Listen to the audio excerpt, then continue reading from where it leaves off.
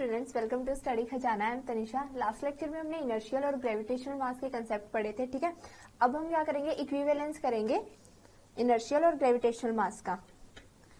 ये एक्सप्रेशन है equivalence between gravitational and inertial mass.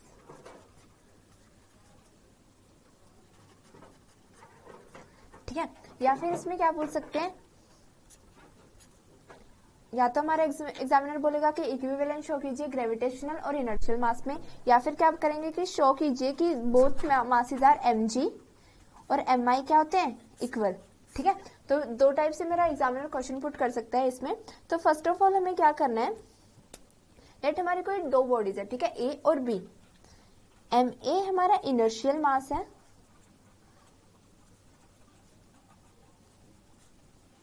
और बॉडी ए, और mb, ठीक है, a and b are two bodies, ठीक है, और mb मेरा इनर्शियल मास है ऑफ बॉडी b, ठीक है। ma डैश मेरा ग्रेविटेशनल मास है, gravitational mass of body a and mb dash is equals to gravitational mass of body b, ठीक है। ये मेरा कंसीडर किया हुआ है, ठीक है। अब इसके बाद क्या करना है, मुझे ma और ma डैश इक्वल प्रूव करना है और mb और mb डैश इक्वल प्रूव करना है, ठीक है। तो मेनली ये इक्वल प्रूव करना है। अब देखो, अब अगर मेरा फोर्स होता है F, ठीक है, वो क्या होता है, बॉडी ऑफ ma एक्सेलरेशन, ठीक है। FB क्या होगा, body mass of body B, inertial mass और एक्सेलरेशन, ठीक है। तो मैं FA अपॉन FB लूंगी अगर, ठीक है, ये एक्सटर्नल अप्लाइड फोर्सेज है, ये FA है मेरा external applied force on body A and FB is the external applied force of body B। अगर मैं रेशो लूंगी एक्सटर्नल मासेस का, एक्सटर्नल फोर्स का, सॉरी, तो मेरा क्या आ जाएगा, MA upon A, MB upon A। A से A कैंसिल आउट हुआ, देन मेरा FA अपॉन FB का रेशो किसके इक्वल आ गया, inertial mass of body A and inertial mass of body B, ठीक है। ये इक्वेशन फर्स्ट। अब देखो, अब ग्रेविटेशनल मास ऑफ बॉडी अगर मैं लेती हूं, ग्रेविटेशनल मास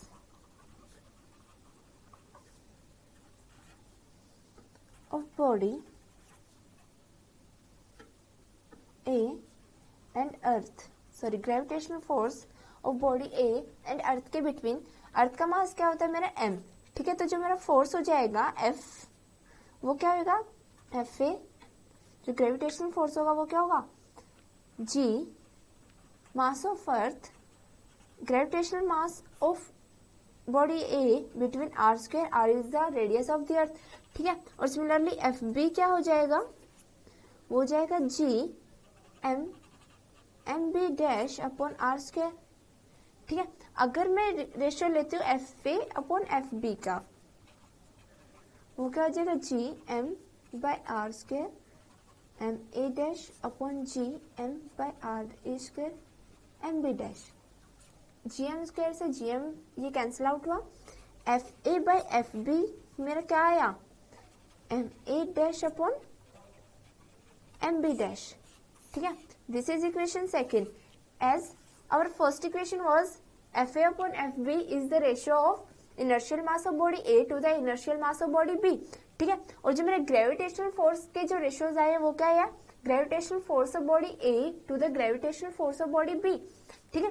तो यहां से अगर मैं इक्वेट करती हूँ, equating equation first and second, then MA upon MB is equals to MA dash upon MB dash, ठीक है। तो यहां से देखो, मेरा MA क्या आया, इक्विवेलेंट ऑफ MA डैश, और MB क्या आया, equivalent of MB dash. Therefore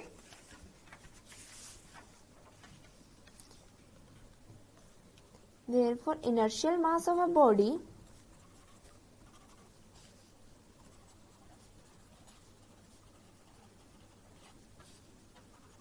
is equivalent to gravitational mass of a body.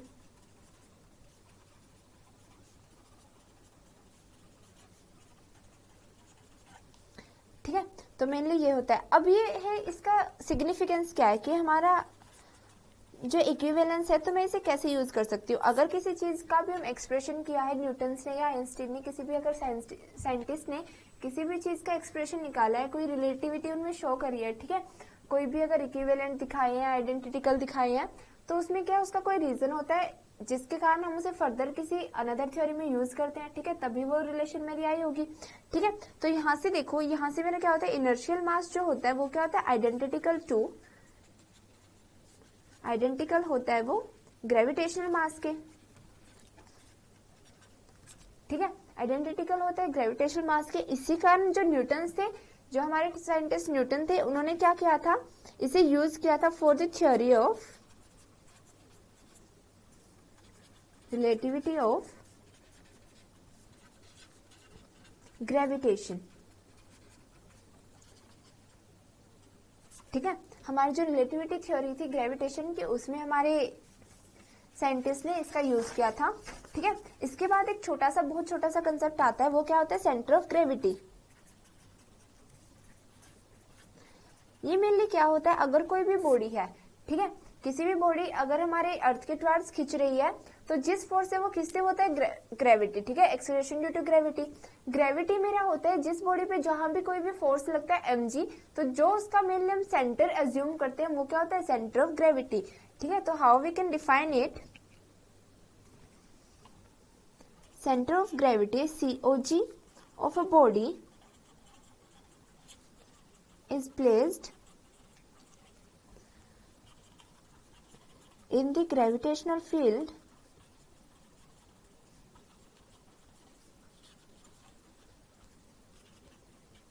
is that where net gravitational force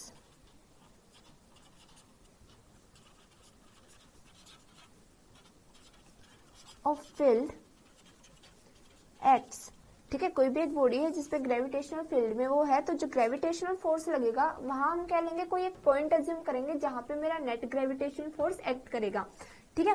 तो ये मेनली क्या होता है, ऐसे ही हमारा सेंटर ऑफ मास होता था।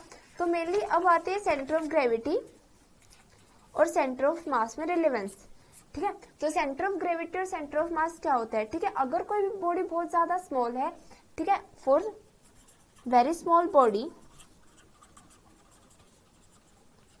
सेंटर ऑफ ग्रेविटी मेरा क्या इक्विवेलेंट हो जाता है सेंटर ऑफ मास के, ठीक है। और कोई अगर रेगुलर बॉडी है, रेगुलर बॉडी या फिर यूनिफॉर्म बॉडी जिसमें ball of the mass uniformly distributed होता है, ठीक है, तो वहां पे भी मेरा क्या होता है, सेंटर ऑफ ग्रेविटी इक्विवेलेंट होता है सेंटर ऑफ मास के, ठीक है। COM is here centre of mass, COG is here centre of gravity, ठीक है। सिमिलरली अब क्या होता है, रेगुलर बॉडीज वैसे मेनली हम किसे लेते हैं, सॉलिड्स को, ठीक है, सॉलिड्स। तो सॉलिड्स में मेनली जो सेंटर ऑफ ग्रेविटी होता है वो मेरा इक्विवेलेंट होता है centre of mass, that is centre of gravity और सेंटर ऑफ मास एक ही पॉइंट पे लाई करते हैं, ठीक है। अगर ये बॉडी है तो यही पॉइंट हमारा रिप्रेजेंट करेगा सेंटर ऑफ ग्रेविटी को, और जो सेम पॉइंट है यही हमारा रिप्रेजेंट करेगा सेंटर ऑफ मास को, ठीक है। Mainly for non-uniform bodies,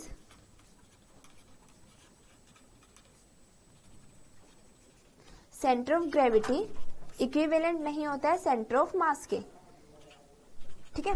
तो इसमें सेंटर ऑफ ग्रेविटी का भी मेरा कंसेप्ट सिर्फ इतना ही था। नेक्स्ट लेक्चर में हम सैटेलाइट के बारे में पढ़ेंगे, वो बहुत ज्यादा इंपॉर्टेंट होता है एग्जाम के पॉइंट ऑफ व्यू से, बहुत ज्यादा वेटेज है, तो वो नेक्स्ट लेक्चर में करते हैं। Thank you so much.